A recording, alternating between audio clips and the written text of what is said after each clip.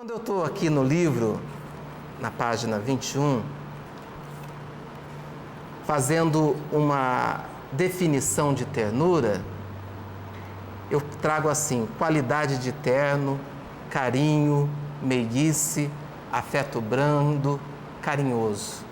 Você veja que a definição de ternura bateu com a definição de suavidade e de afabilidade e de amabilidade.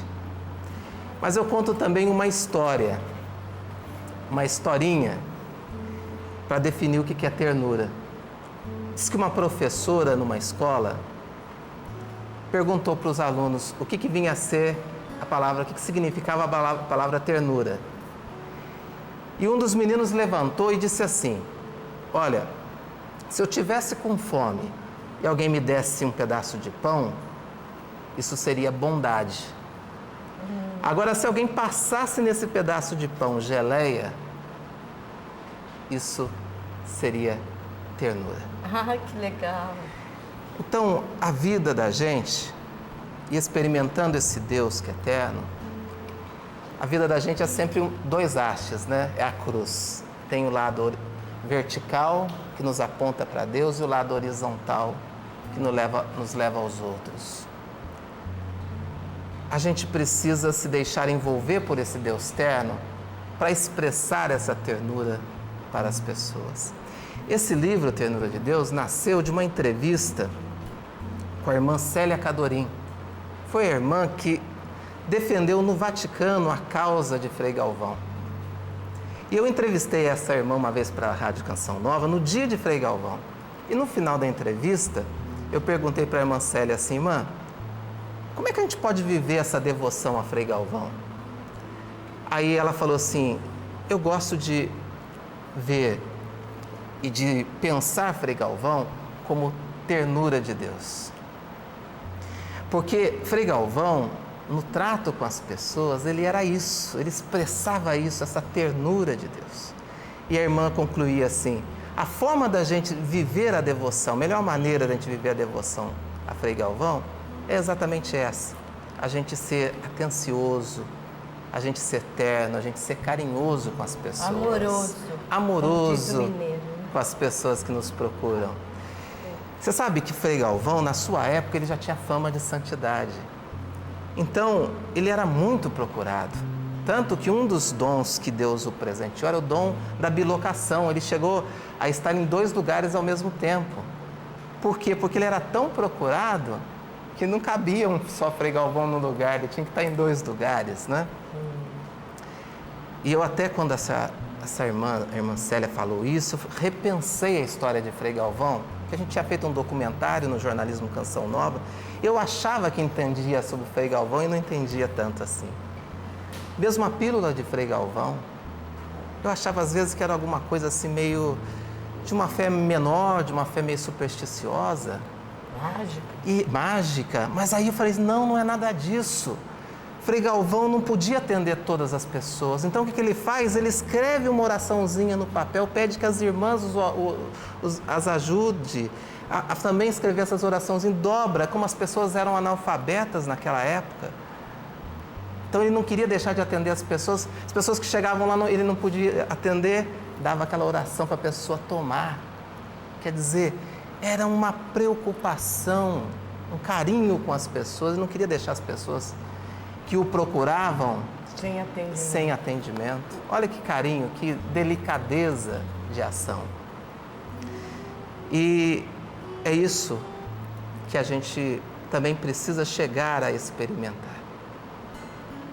Que a gente precisa também levar a esse mundo de hoje. As pessoas precisam, e mais, as pessoas estão ansiosas por experimentar esse Deus amoroso. E muitas das vezes eles não encontram esse Deus porque nós não transmitimos esse Deus às pessoas. Como você disse no início do programa, Lu, a gente é no contato pessoal que principalmente nós fazemos isso.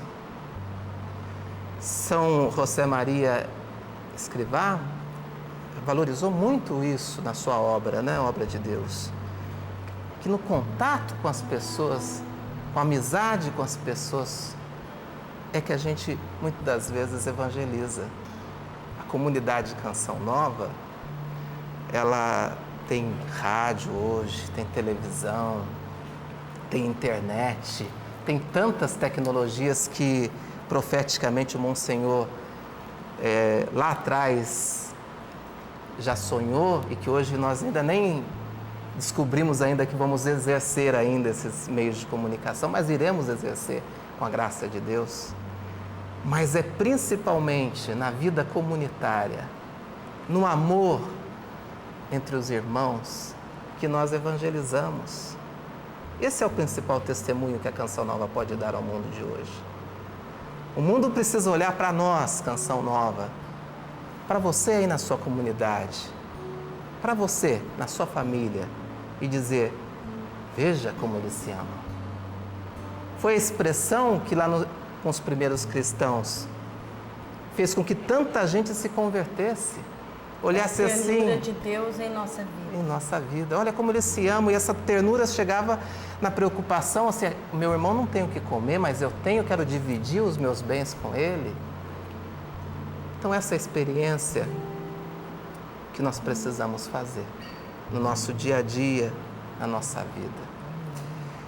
Eu queria até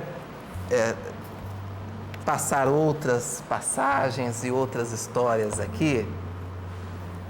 Vou contar mais uma historinha antes da gente concluir e passar para a nossa oração. Eu conto aqui também nesse livro uma outra história de um padre. Isso aconteceu no estado do Rio de Janeiro, onde a Adriana está também vivendo um pouco hoje, né, Adriana? E um padre foi numa comunidade que ele nunca tinha ido. E ele quis chegar um pouco antes para conhecer as pessoas, né? Para não cair de paraquedas naquela missa.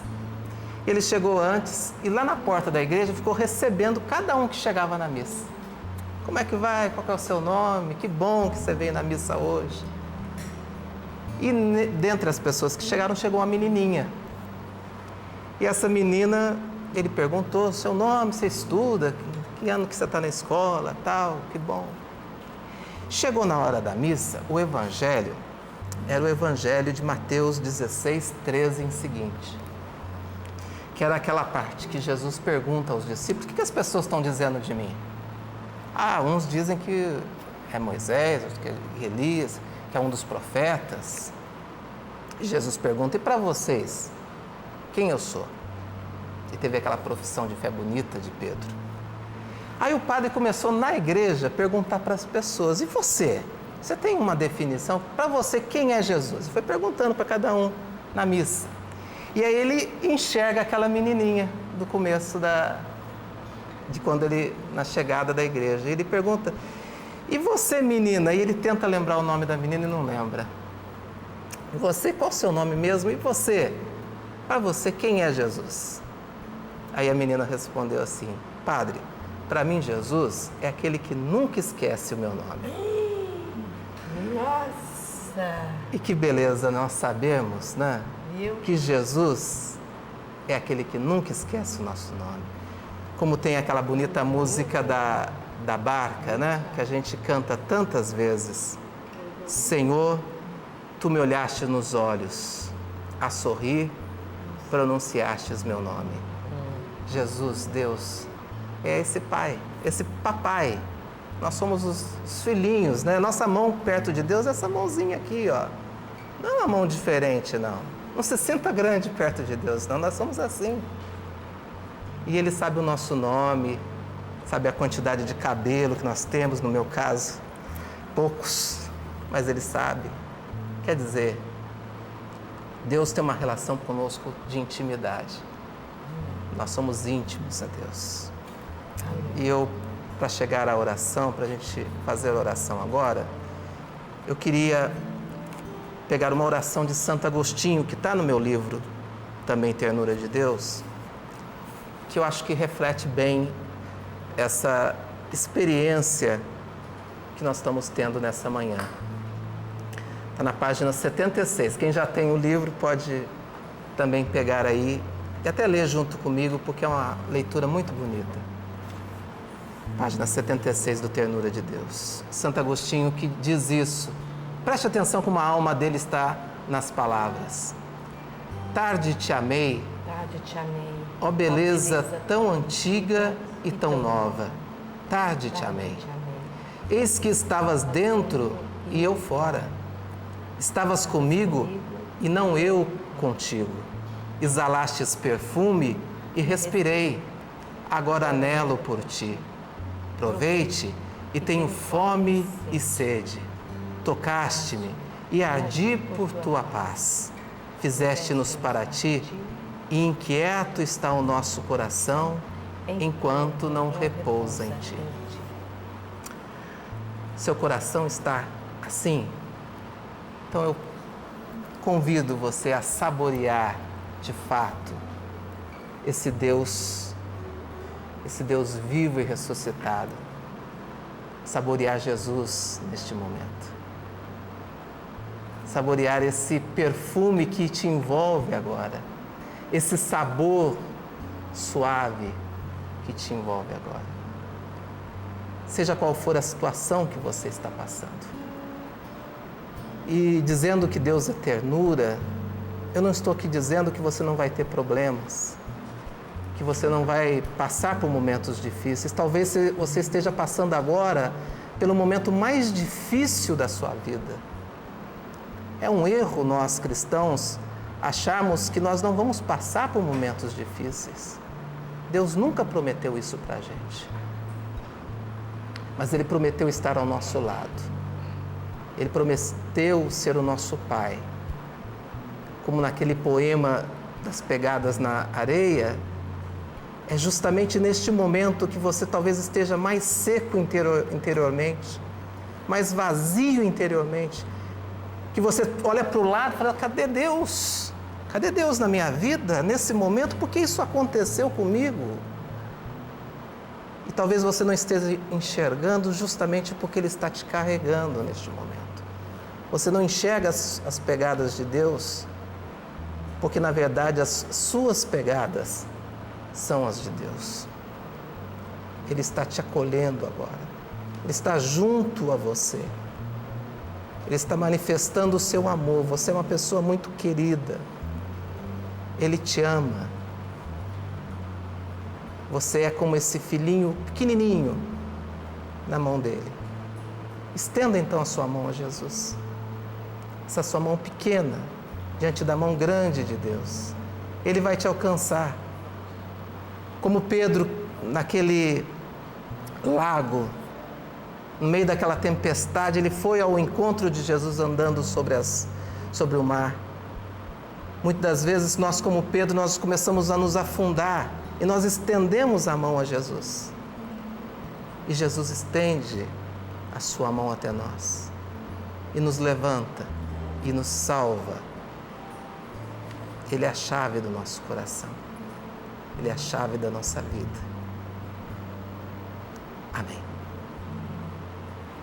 O título dessa palavra que nos foi dada no Salmo, ela se chama O Senhor me acolhe.